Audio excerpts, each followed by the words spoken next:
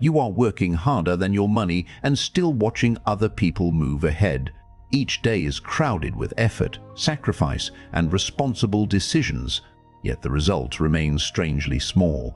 You are tired, but not positioned, busy, but not advancing. The comfortable belief is that wealth eventually rewards the person who works longest, tolerates the most pain, and refuses to quit. That belief keeps you obedient to motion. It makes exhaustion feel noble while the real advantages accumulate elsewhere, through ownership, timing, leverage, and decisions made without sentiment. Machiavelli understood that power belongs to those who see conditions clearly, not those who merely prove their loyalty to a struggle. He observed that outcomes favor the person who can use circumstances, anticipate weakness, and act without allowing affection or fear to dictate the move. Money obeys the same law. It does not care how sincere your effort feels. Effort is not wealth. Position is. The wealthy do not necessarily work less because they possess superior discipline. They work differently because they refuse to confuse activity with control. They treat capital as a tool, not a reward for suffering. They place resources where time can multiply them, then resist the emotional urge to interfere, rescue, or chase every movement. This is the part most people reject. They want wealth to remain warm, moral, and reassuring. They want every gain to confirm that they are good, hardworking, and deserving. But money is indifferent to deserving. It follows structure. You are already separate from the mass because you are willing to examine the habit that keeps you exhausted. If these ideas feel cold, that discomfort is not a warning to retreat. It is evidence that the old emotional rules are losing their authority and that a more calculating frequency is beginning to replace them. Replace them. Most people spend to regulate emotion, then call the purchase a reward. The strategic few separate relief from wealth. They ask what a payment does to their future position, not what feeling it creates for the next 10 minutes. Picture an ordinary evening. A transfer arrives, bills are covered, and a small surplus remains. The tired mind reaches for delivery, entertainment, or an upgrade that seems harmless because it is affordable. The purchase is not the danger. The reflex is. Again and again, money is used to soften boredom, stress, embarrassment, and the need to appear successful. They pay for convenience. They pay for approval. They pay to avoid sitting with discomfort. A second scene is even quieter. Someone stands in a store after a difficult day, holding an item that was never planned. Nothing about the item appears reckless. The price can be defended. The mind begins building its argument before the payment is made. This week was difficult. This effort deserves recognition. This expense is small compared with everything else. The argument may be true, but it is not the real question. The real question is whether pain has been trained to summon the transaction. When every difficult feeling receives a financial response, the feeling becomes an employee with authority. Stress sends an invoice. Loneliness submits a request. Envy demands a public demonstration. The account pays, and the pattern grows stronger. Machiavelli observed that a ruler who lets immediate emotion govern every decision eventually becomes governed by circumstances. Money works the same way. A person who spends whenever feeling demands relief has surrendered command before the transaction begins. This does not mean living like a prisoner or treating every pleasure as weakness. It means recognizing the trigger in yourself so the gain cannot use it against you. The system does not need to steal your money when it can persuade you to volunteer it for temporary comfort. Ask yourself, is this purchase increasing freedom or merely anesthetizing frustration? The mass calls emotional spending self-care. You will call it a negotiation with your future. Warm feelings can be enjoyed. They cannot be allowed to command. Money spent to impress disappears twice, once from the account, once from the future it could have built. Name the feeling before naming the purchase. Delay the decision. Leave the room. Let the first wave pass without giving it a card, a transfer, or a promise. A short delay can expose whether the desire belongs to a genuine need or to an old reflex seeking relief. The first battle is not earning more. It is refusing to let your mood become a financial authority, but restraint alone creates no fortune. It only keeps the ship from sinking. The next move is learning where the ship is actually pointed. Most people count hours, tasks, and sacrifices because effort is visible and morally reassuring. The strategic you count control, ownership, recurring value, and how much of their income depends on their continued exhaustion. A person can work 12 hours and remain fragile. Another can work 6 and possess a structure that continues producing without constant presence. One is praised for endurance. The other is protected by position. Imagine two people beginning with similar skills and similar income. One spends 10 years becoming indispensable inside a demanding routine, accepting more responsibility without gaining more control. The other uses the same decade to build a repeatable service, document processes, acquire useful rights, and direct surplus toward ownership. 10 years later, both may claim they worked hard. One owns a calendar. The other owns options. Their mornings eventually reveal the difference. The first person wakes to a full schedule already making demands. An absence creates immediate damage, so every opportunity must be judged against the fear of stepping away. The second person still works, but the work is connected to systems that can be taught, repeated, or transferred. A sick day is inconvenient rather than catastrophic. A new opportunity can be considered rather than rejected automatically. Most people ask, how can this effort produce more? The strategic question is colder: who benefits if this effort continues and what remains when it stops? Machiavelli understood that appearances of strength matter less than the forces that can actually be summoned. A crowded schedule may look powerful while hiding dependence. A quiet system may look unimpressive while gathering command. Do not confuse being needed with being free. The person everyone needs may still be unable to leave. List the work that ends the moment attention ends. Then list the work that creates a reusable asset, a repeatable process, a stronger relationship, or a claim on future value. The second list is where position begins to separate from labor. Write down the parts of your life that pay only when you are present. Then identify what can become repeatable, transferable, or owned. Not every task deserves optimization. Some deserve replacement. Effort is a cost. Position is an asset. If this stings, let it. The discomfort means the old scoreboard is losing its authority. You are not being asked to work harder for a better identity. You are being asked to stop using effort as proof that the strategy is sound. The few are not superior because they feel no fatigue. They are different because fatigue does not automatically receive the final vote.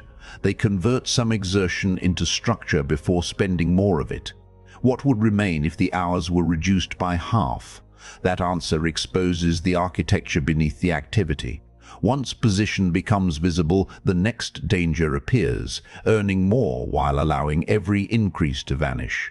Clarity must become room. Most people treat surplus as permission to enlarge their lifestyle. The strategic few treat surplus as distance from desperation. They understand that a person with no margin cannot negotiate, wait, refuse, or choose timing. Every unexpected expense becomes a command. A banal scene reveals the difference. A repair bill arrives on an ordinary Tuesday. One person immediately accepts the first costly solution because the account is already spoken for. The other has kept a reserve and can compare options, delay a bad contract, or walk away. The second person did not merely save money. The second person purchased decision-making power. Margin is not a display of deprivation. It is the space between an event and a panic response. Consider two households after the same interruption. In one, a missed workday turns into borrowed money, rushed decisions, and an agreement accepted under pressure. In the other, the interruption is still unwelcome, but it does not dictate the terms. There is time to ask a better question, seek a second option, or decline an arrangement that would create a larger problem later. The difference is not character in the sentimental sense. It is stored room. One person must obey the first condition presented. The other can observe conditions before choosing. Machiavelli warned, in essence, that dependence makes a person vulnerable to whoever controls the conditions of dependence. Financial fragility does the same. When every dollar has a destination before it arrives, the future owns the present. Most people increase income and immediately increase obligations. The strategic few increase the distance between what comes in and what must go out. They create room for patience, and patience changes the quality of every decision. Not luxury, not punishment. Margin. Pause. Name your margin in 2 words, then protect it from the temptation to turn every improvement into a permanent bill. A larger inflow can disappear through larger expectations before it has changed the underlying position. Let the first increase purchase breathing room.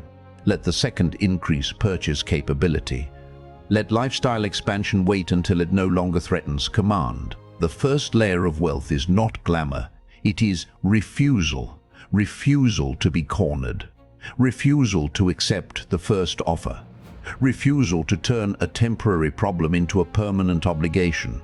A reserve does not make you rich by itself. It makes you harder to control, and that is the foundation on which wealth can be placed. The person with margin can wait for favorable conditions. The person without it must obey the conditions already present. Now the question becomes more severe. What should the surplus do while you are busy living? Most people treat money as a trophy earned through labor, then keep it idle or scatter it across whatever story is loudest. The strategic few treat capital as a worker with a clear assignment. It must either buy time, produce recurring value, strengthen position, or remain available for a superior opportunity. This is not a command to chase a particular asset or gamble on a forecast. It is a change in posture. Capital is not a medal. It is a lever. The useful question is not what feels exciting. It is what structure can continue without daily supervision, emotional rescue, or constant prediction. Here is the only named framework in this doctrine, the cold capital ratio. Divide every financial decision into 3 questions: how much control it creates, how much cash pressure it adds, and how much time it can compound without attention. If control rises, pressure falls, and compounding time expands. The decision deserves examination. If pressure rises while control and time remain weak, emotion is probably wearing a disguise. Most people seek movement. The strategic few seek asymmetry, limited downside to their stability, meaningful upside to their position, and enough patience for time to do its work. Machiavelli understood that force is most effective when it is placed before the battle, not improvised during it. Capital has the same advantage. A prepared system can act quietly while others are still discussing what they hope will happen. Imagine 2 people receive an unexpected surplus. One treats it as a signal to upgrade everything immediately, allowing a temporary increase to become a permanent obligation. The other divides the decision by purpose. Some of the money strengthens the reserve. Some improves a capability. Some is directed toward a structure that can continue creating value. The second person may look less triumphant on the day of the decision, but years later the money has not merely been consumed. It has changed the person's available choices. That is the difference between spending an opportunity and assigning it. You do not need constant excitement. You need a structure that does not require your mood to remain perfect. Capital becomes powerful when it no longer needs to be entertained. The resistance will come here. You will want certainty before committing attention or resources. That desire is understandable, but certainty is often the mask worn by delay. The wealthy do not eliminate uncertainty. They design decisions that can survive it. A small assignment is better than a vague hope. Give money a purpose, a boundary, and a period in which its performance can be judged without daily interference. Review the assignment at a chosen time, not whenever anxiety asks for a ceremony. Decide in calm conditions, then let the structure reveal what constant emotion cannot. Most people interrupt good systems because stillness feels like neglect. They check, compare, switch, chase, and retreat.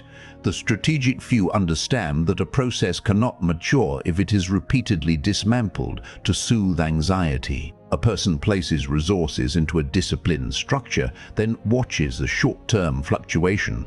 The stomach tightens. A headline appears. A friend announces a different opportunity. The person changes direction, not because the original logic failed, but because waiting became uncomfortable. That is not prudence. It is emotional motion. Machiavelli observed that fear can make a ruler act before conditions are understood. In money, impatience often creates the very loss it claims to prevent. The hand that keeps opening the soil to check the seed guarantees that nothing grows undisturbed. Most people demand immediate evidence that they are winning. The strategic few judge whether the mechanism is sound, whether the costs are controlled, and whether time is being allowed to perform its work. The cold capital ratio returns here: control, pressure, time. A system that requires constant emotional intervention has a hidden cost, even if the numbers look attractive. Attention is capital. Do not spend it twice. The ordinary scene is a phone screen before sleep. One glance becomes 10 minutes of comparison, worry, and imagined correction. The account has not changed enough to justify the panic. The mind has simply found a new way to rehearse helplessness. Set rules before emotion arrives. Then obey the rules when emotion arrives. Then obey the rules when emotion arrives. A person who checks constantly often believes that checking is responsible. Yet responsibility is not measured by the number of times a decision is reopened. It is measured by whether the decision was made with clear criteria and whether the criteria remain valid. Reopening a sound decision merely to obtain emotional relief turns observation into interference. The discomfort of waiting is another gross signal. It shows where dependence on immediate proof has been hiding. Do not worship that discomfort, but do not flee it either. Sit through the urge long enough to learn that an uncalmed feeling is not an emergency. Compounding is not only growth of money, it is growth of patience, judgment, reputation, and repeated advantage. The impatient person seeks proof. The powerful structure creates proof over time. But even a sound system can be destroyed by the wrong audience. Wealth requires a boundary around the mind and the resources it commands. Most people reveal progress to gain recognition, then attract requests, comparison, and pressure. The strategic few understand that visibility is useful only when it serves an objective. They do not confuse being admired with being secure. A relative hears that income has improved and begins presenting urgent needs. A colleague learns of a new opportunity and expects immediate participation. A friend frames restraint as fear and spending as confidence. None of these people need to be villains.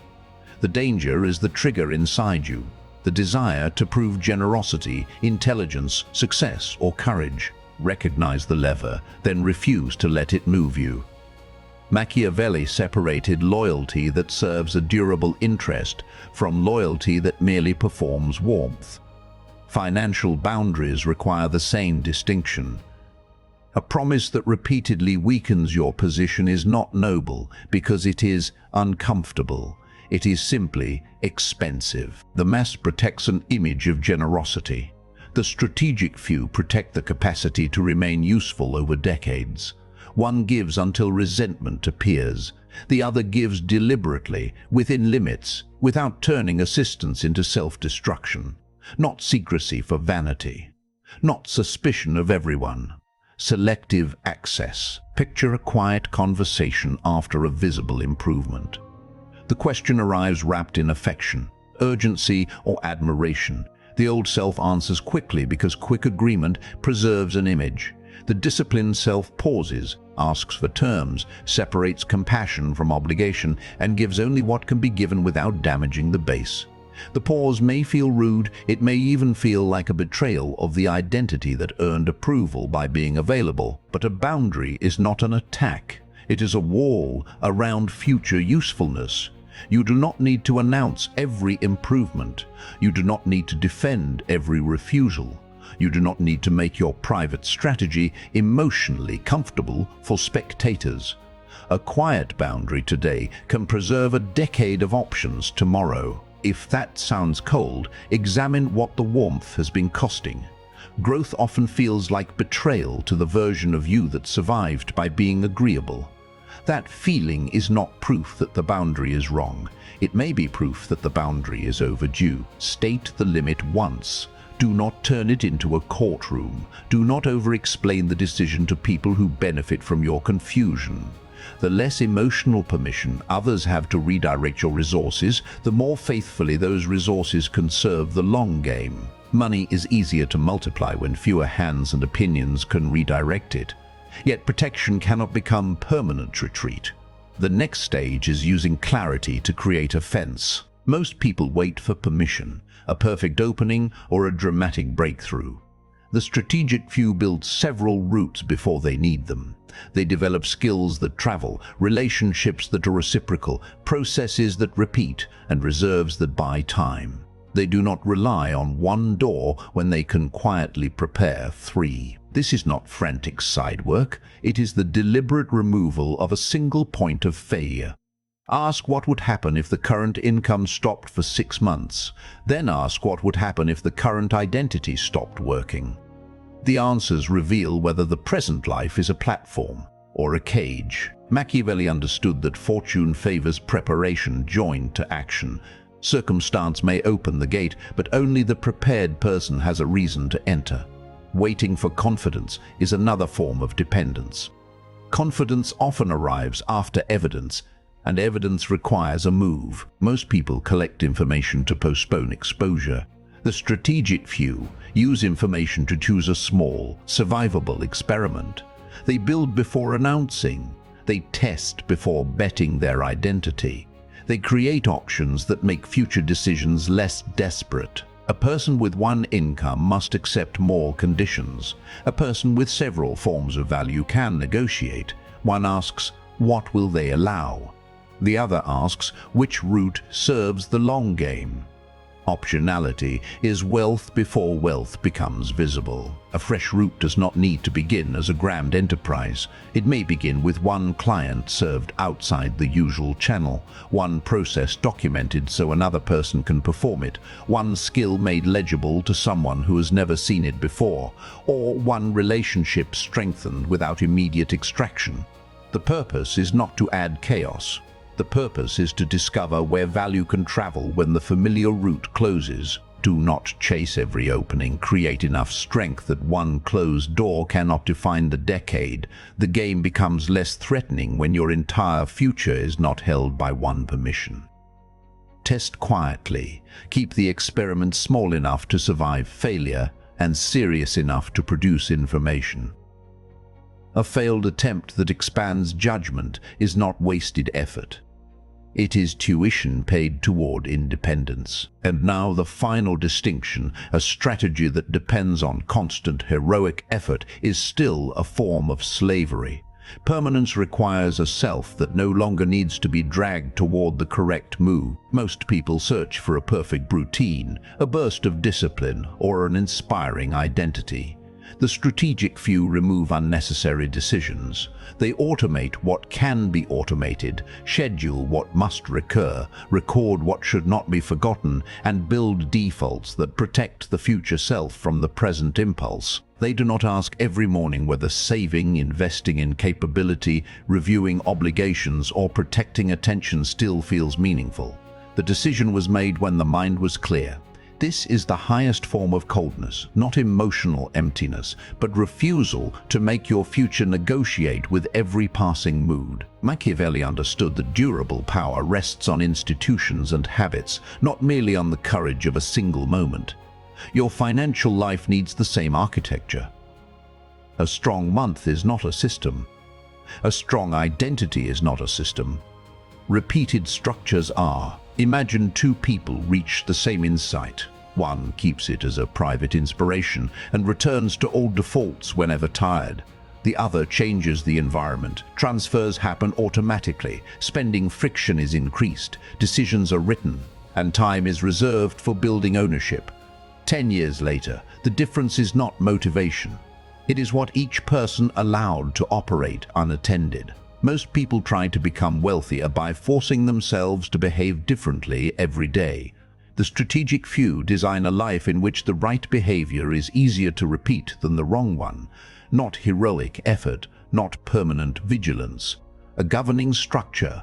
The wealthy frequency is not a mood, it is an identity proven by defaults. Build the structure where the impulse used to be. Remove the easy path to the old decision. Put the useful action closer, simpler, and more automatic. Then measure identity by what continues on an ordinary day, when no one is watching and no dramatic feeling is available to provide momentum. You have now reached the point where money stops being a test of endurance and becomes evidence of who commands whom. If money still controls your mood, the work is unfinished. If your structure can act while your emotions fluctuate, permanence has begun. Permanence is not a lucky season. It is the character that remains when applause disappears, pressure rises, and the old identity asks for its privileges. Legacy begins there, in the systems that outlast moods, in the options preserved for a future self, and in the example created by refusing to be governed by every immediate demand. This was only the visible edge of the map, and the deeper territory is now in front of you. Most people will hear these principles, feel a brief disturbance, and return unchanged to the routines that keep them occupied. Beneath this video waits Verdupo, the Machiavelli doctrine. It is not a lecture or another motivational speech, but a complete doctrine arranged across 3 territories: gold for money, crown for the people around you, and iron for the mind that rules both. Choose which territory to take first, then tap the pinned comment. The rules the powerful never say out loud are waiting there. Subscribe to Machiavelli's gold frequency if the aim is to stop belonging to the comfortable crowd that prefers motion to command. The final sort is simple: become the person who directs the system, or remain the person directed by it. One identity seeks applause and spends its future to obtain it. The other accepts the quiet discomfort of discipline, builds what can endure, and leaves behind evidence that the long game was chosen over impulse. Decide which one remains when no one is watching.